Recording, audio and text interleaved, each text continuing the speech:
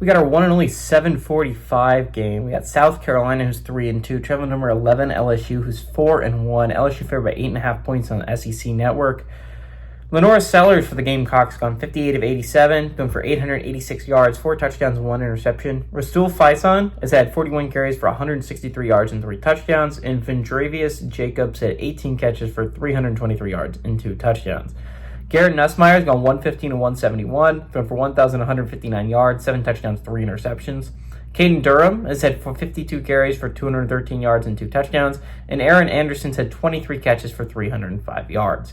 LSU is 18-2 against the Gamecocks all time. Last 2 games have gone to LSU in 2020, from 2020 to 2024. They've only won at LSU one time in their entire history as a program. That was in 1994. Beamer is 0-1 when playing LSU. That was last year, if you do not remember, in that thriller. And Brian Kelly is 1-0 playing the Gamecocks. Okay. Again, this is important for LSU. LSU is in a situation where they can't afford to really drop many games left. They still have 4 ranked games left on their schedule. They're going to have to go 3-1 in those ranked games. 3 of those are on the road, by the way. So it's a really difficult and challenging schedule for LSU moving forward, and it's going to be really, really interesting to see how they handle it. South Carolina is, again, a situation where you cannot afford to lose another game.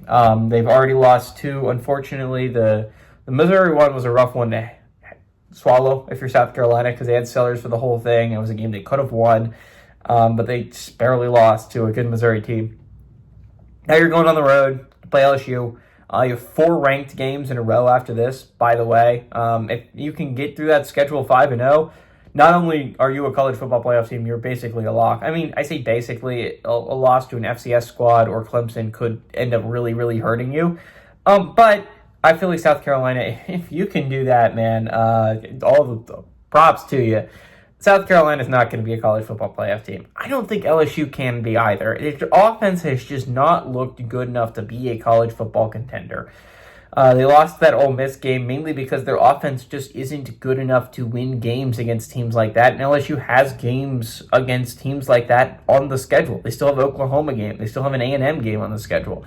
So you're looking at those games. I'm like, where is LSU going 3-1 in that schedule? You're telling me they can go toe-to-toe with Bama's offense, or I don't know, Vanderbilt's offense or Oklahoma's offense or A&M's offense? I just don't believe you. I don't even think they can go toe-to-toe with South Carolina's offense. And honestly, that's why I'm leaning Gamecocks here. I think they stay in playoff contention for like one more week.